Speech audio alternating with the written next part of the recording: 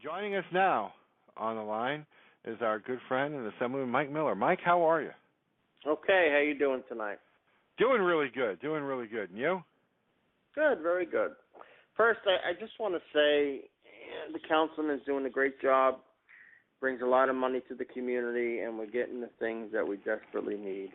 And I'd like to commend him for doing that. He's staying on top of things, and sometimes I get jealous because I don't get to do all those things, but you never know. One day it may happen. All right. Yeah. Listen, it's not your. That's the state situation there. And I also want to just bring up about the building. It's not being delayed at this point by the owner or by the city. Well, it's not being delayed by the owner or by the court. It's actually right now in the hands of the MTA. They have to approve the owner's plan of what he wants to do because it's too close to the J line. So once they get past it, then they'll be able to start moving and reaching the date that they put in, the milestones that they put in. And we reached out to the MTA, and we're trying to push them along as well.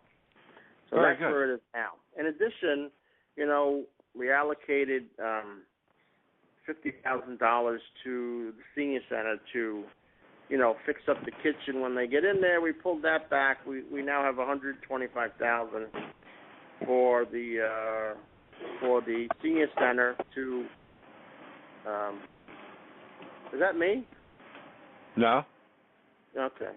$125,000. What do you hear? Like back static or something. I thought maybe my phone is dying, but to fix up the kitchen and make the emergency exit that they have to make in the ambulance corps building. So once everything is done, they'll be all set and be able to make a kitchen or repair the kitchen and fix up what they have to fix up. Very nice. So, well, listen, that's great news. We do have some money. We allocated $250,000 to the police department for each of for the three precincts that I have to get some needed equipment that they may need in the precinct. So I know the 102 is looking for a van and some other things, and the 104 needs some quads and stuff like that. But so we allocated money for that. All right. And what about I know we talked about a couple of weeks ago, but do we have any update on the cameras in the parks? Yeah, we called the police department every day. It's moving along within their interdepartments to get the final sign-off so they can send it back to Ways and Means in the Assembly, and then we can forward it off to the Dormitory Authority. So they're all working on it. It is going through their channels, and they told us by the end of next week they should be able to get it right over to Ways and Means, so that would start the process. So it's been in the police department for 2 months now. So. Wow. Okay. Yeah. So. And things take a long time. we all get frustrated. We want things to move faster. Yeah. It winds up on the pile, and the person is out, and then they forget about it. And then when we called Ways and Means, they're like, "What's going on?" We're waiting. And they never got it back. So Angel calls them every day. He speaks to the person who's walking it through all the channels in the police department. I have more money for cameras for the police department, but I'm not going to allocate anything until this actually goes through and we can see a result. But I have money for cameras, a couple for Woodhaven, a couple for Ozone Park, a few for Glendale and Ridgewood and Richmond Hill, and that should help out. So now, on another note, I'm not sure that this is really in your district anymore, but it's in your neighborhood where you actually live. We hear about this potential homeless shelter up there. There's two of them actually, with one at the old Pan Am Motor Inn, and then one in Glendale. I guess it's at an abandoned factory or? Yeah, it was a factory. It's been abandoned for years. I mean, we know the owner. He's had it for years. He's really never wanted to do much with it. He don't want to sell the property. Okay, many people offered to buy the property. He doesn't want to sell it.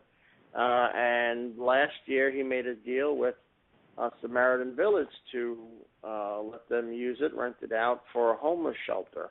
And it's been going through the process ever since. And there are a lot of discrepancies in, their plan, which was approved by Homeless Services. And some things are not entirely clear, as to what they're doing with the money that they're getting. The city's not supposed to pay to rehabilitate someone's property, okay? Mm-hmm. The owner's not paying for it. The city's not paying for it, but yet it's being rehabilitated. And in the contract that the city's paying, there's money to pay back a loan. So Samaritan Village is getting a loan and using the contract to pay it back. So it's a whole big thing like that. But the whole big boondoggle is you have no control over what goes in. My colleagues and I have no say. We have no vote. We can't say yay or nay on whether we want a shelter or not. I mean, who would want one? But, you have no say, and it's out of your hands, and then you're trying to take care of this. It's not a good fit for the community, not because it's serving homeless people, okay? Not at all. I mean, my suggestion to them is we have 1- and 2-family homes in Glendale and Middle Village. Buy 60 2-family homes and put the people in there. Right. Okay, it'll still be cheaper than $27 million, and they'll fit in. Right. 2-family homes will fit in instead of this big monstrosity that is now going to be, a homeless shelter. And the people going in there, the land for so many years, I mean, the land was contaminated. Mm-hmm. The chemicals that were used, I'm sure, seeped into the ground. It was an aircraft parts place. It was a furniture place. There was a lot of chemicals. The Board of Education, when they looked at it for a high school, when they did their test, the land was contaminated. That was in 2003. Homeless Services had one done just now, and the land is totally clear. How does that happen? Right. I know it dissipates, if it's in water and stuff, but this is soil. This is ground. I mean, there has to be some chemicals there. It sits next to a factory that makes chemicals, combustible chemicals. Then they're going to put homeless people in there. So there's a whole bunch of things that say, hey, this is not a good place, but you can't talk to the city, and you can't talk to Homeless Services, It's their plan. They're putting it in. That's it. There's no saying what goes on. And so there's a whole bunch of things. It's not a good thing. And then Pan Am came along. It was empty. And so now they're moving people into Pan Am. So how many facilities do you need? Grace Meng, who's the congressman in both locations, was like, well, how many homeless shelters are you putting in my district?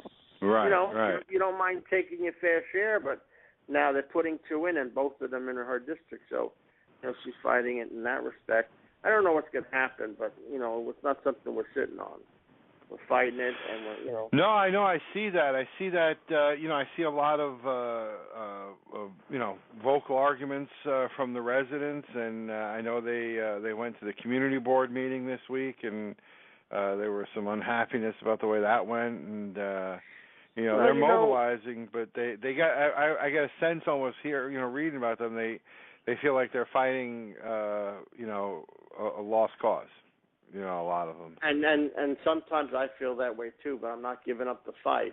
Right. But what I wanted to say was, there's a lot of comments that go on Facebook, and the people came to the meeting the other night, and they really were bashing, some of my colleagues who were there, who really were breaking their hump, trying to get this taken care of and trying to get it knocked down.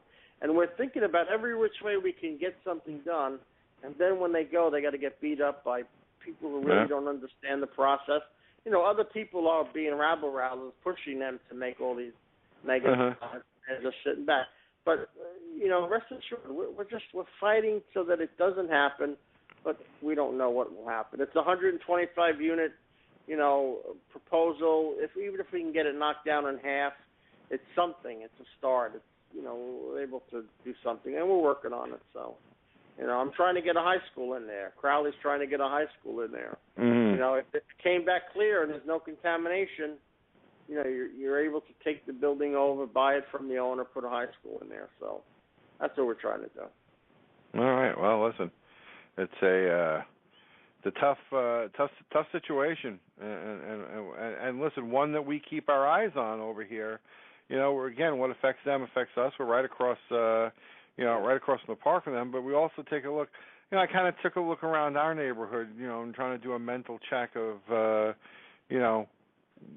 if plans were to fall through there, and this Samaritan Village were looking elsewhere, would they be looking any place here? And I couldn't really picture any place here fitting the bill. An empty factory fits the bill. Okay, right. You're very lucky. You're having a school next door. They could have come to that church and said, "Hey, I want to put a homeless shelter here," and nobody would be able to stop it. That's wrong. There's got to be, a way that this is all figured out within the city. They just can't come in and say, "I want to put a homeless shelter there," and that's it. Well, now let me play devil's advocate here, because obviously when we have an economy like we have, we do have a number of families that hit hard times and end up homeless, and I absolutely agree with you in saying that there are homes out there that the homes can be rehabilitated and people can be placed in them, but there are always going to be need for these kind of shelters. So where do we put them? I mean, if a community can say no, then where do we put them? Do we just put them in communities that really just don't have the wherewithal to stand up and say no? No, it is our responsibility as human beings, right, to help the less fortunate. It's our responsibility to house the homeless. Mm-hmm. Okay, but as I said before, in Glendale, I'd rather that homeless services buy 62 family homes, right, and put people in them. Okay, they can better get integrated in the community. They're standing out like a sore thumb in a 125-unit residence. Same thing in Woodhaven. There are so many buildings that can be purchased, fixed up, become a place where people who fall on hard times can live. Mm-hmm. Okay, they become part of the community. They're beautifying the house. Okay, it now becomes their home to live in until they get back on their feet, or whatever happens, they move somewhere, they get a job or something like that. But I don't think these big, humongous shelters are the answer. Mm-hmm. Okay, and I know there's emergency need, right? Homeless services said, we have an emergency, we don't have enough beds. That's why they took over the Pan Am Hotel. Okay, something like that. It's already built for multiple residences. Okay, it was a hotel, so every night they had X amount of, different families or people living there. It's a little different story. That's something good for an emergency, but for housing, for putting people in, I don't think these big shelters are it. Look at the developmentally disabled people, okay? They learned many, many years ago, in a bad way. Willowbrook was the worst thing that could happen to anybody, but they learned that housing people in that type of facility doesn't do it in a multiple facility. Mm-hmm. And all these years they've been breaking it down, and I'll use as an example. They used to have 12, person facilities. They went down to 6.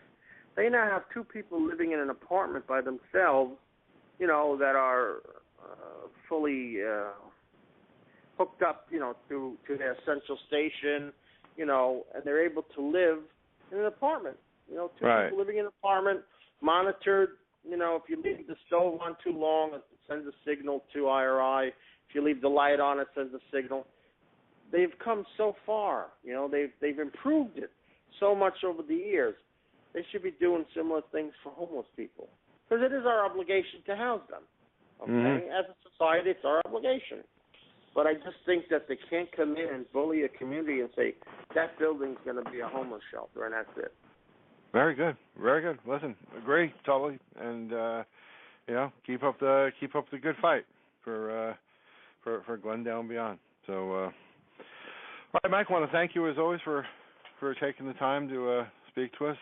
And Okay, I will. One other thing, Uh-huh. we made the cut. Yesterday was the cutoff date for putting petitions in, and no one put any petitions in to run against me. So. Oh, that's it. So I've made it this year. So there's no one running against you. No Republican, no Democrat, nobody. As far as I know, no one put in petitions. So I'm in the clear this year. Watch out. Now, you did have an opponent earlier in the year. I mean, there was a front page article, and he had showed up at a couple of our meetings. But did he not get enough signatures, or did he just not? I don't know what he did. I know that we didn't see him out getting signatures. You know, we didn't see him out. I don't know what happened. I know that none were submitted. So it's one. You know, it's a lot of work. And you have to be prepared to do the work to get the nomination, to get put on the ballot, and who knows? You know, maybe he'll wait till next time. Wow. So, listen, congratulations. Thank you. It actually feels good to have one election cycle, not to have to worry about an election. It's the first one. Well, we'll have to have you on for a debate anyway. I would love to debate myself. I just don't know who would win. All right. Well, listen, Mike. I'll see you tomorrow. Congratulations. All right, brother. Be good. All right. Take care. Bye. That's our reigning and once again Assemblyman Mike Miller, the once and future. I don't know how he said it, but he's the reigning. He is the returning Assemblyman for Woodhaven. So good for Mike. Very glad to see that.